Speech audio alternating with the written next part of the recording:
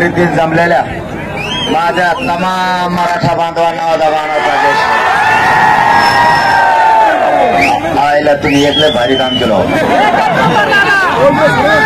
तुम्ही इतक्या ताकदीनं जमल्यामुळं मला जो तरी सरकार झोपत नाही. तुमच्यामुळं आणखीन एक काम झालं. राज्यातले मराठवाडा, विदर्भ, पश्चिम महाराष्ट्र, कोकणातले मराठी तुम्ही जे हे नारायणगावच्या ठिकाणी या संख्येत जमलात ना, ही संख्या महाराष्ट्रातली सुरू झाल्यापासूनची सगळ्यात मोठी. ही चीड काय माहिती आहे का? ही चीड या गोष्टीची आहे की सरकार मराठा समाज ओबीसीत असताना देत नाही, खोटे नाटे आरोप करतो, माननीय न्यायदेवतेला पुढे घालतो. कारण हे कालपासून जास्त वातावरण खवळलंय हे देवेंद्र फडणवीस साहेबांच्या लक्षात येत नाही. काय खवळलंय नेमकं? तर त्यांनी परवानगी द्यायला पाहिजे होती तर मान्य न्यायालयावर ढकललं. न्यायालयाने सांगितलं कायदा तुम्ही पारित केला. आता नवीन काढलेला कायदा तुम्ही आता आमचं आंदोलन निघाल्यावर आता 2-3 दिवस झाले काढलाय. त्याची परवानगी तुमच्याकडेच आहे म्हणे. आणि त्यांना परवानगी त्यांच्यावर अशी नमूद केली की त्यांना मराठ्यांना परवानगी द्यावाच लागेल. परवानगी दिली अशी दिली 1 दिवसाची. 1 दिवसाची परवानगी असते का राव कुठं? म्हणून मराठ्यात कालपासून अशी चीड गेली आणि नाराजीची अशी लाट उसळली की देवेंद्र फडणवीस जाणून बुजून मराठ्यांचा अपमान करतोय, मराठा संपवायचा बघतोय. परवानगी देणं सरकारच्या हातात हे कालपासून लक्षात आलं आणि 1 दिवसाचे देतो याचा अर्थ मराठ्यांचा हा अपमान आहे. आता आम्ही बसणार म्हणजे बसणार हे राज्यातल्या मराठा. आणखीन पण या नारायणगावतून मुख्यमंत्र्यांना जाहीरपणाने सांगतो, तुमच्या हातातली वेळ गेली नाही.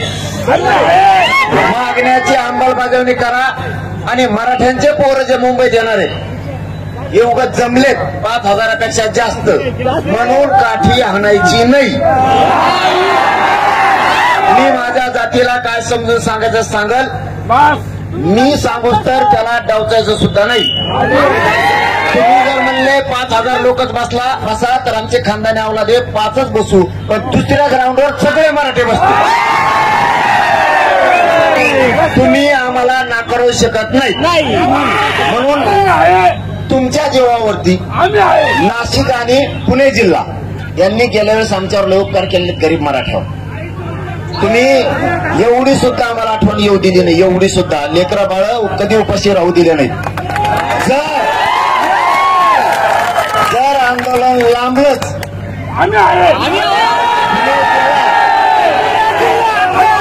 आणि नाशिक जिल्हा तुमच्या दोघाकडे बी रेल्वे आहेत, रोज जिल्ह्यातून भाकरी गोळा करा ना मला टाका. 2 टाइम आम्ही खातो, 2 टाइम रेटून झोपतो. पण तुमच्या लेकराच्या डोक्यावर गोलाला टाकेल शब्द. आता तुम्ही एवढ्या संख्येनं जमल्यामुळं आम्हाला आणखीन ऊर्जा वाढली आणि आता हे बघितल्यामुळं हे पण आपल्या मागे फिरतात. आणि आता हे काय गेलं त्याची झोप उडाली. त्याची जर झोप नाही उडाली तर खरंच हे हिंदू विरोधी माणूस आहे म्हणून जाहीर करायचं.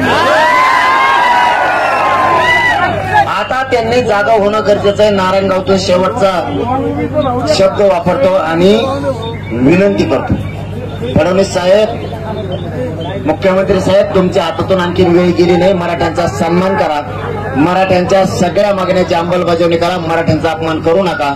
नाही तर हे आग्या मोवळ असं खवळलंय तुम्हाला वाटतंय महिले चलतीये हे फक्त मी गप्पस म्हणून गप्पसते. नाही तर हे जर का लागले तर राज्यात चाक सुद्धा फिरून देणार नाही. तर याला मराठी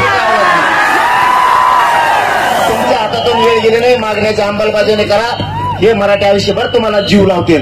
पण जर अपमान आता केला आणि पोराला मुंबईत त्रास दिला तर पुणे जिल्हा नारायण गावावरून नगरीवरूनच तुम्ही ओळखून घ्या पुणे जिल्ह्यात आणि महाराष्ट्रात काय होऊ शकतं. धन्यवाद.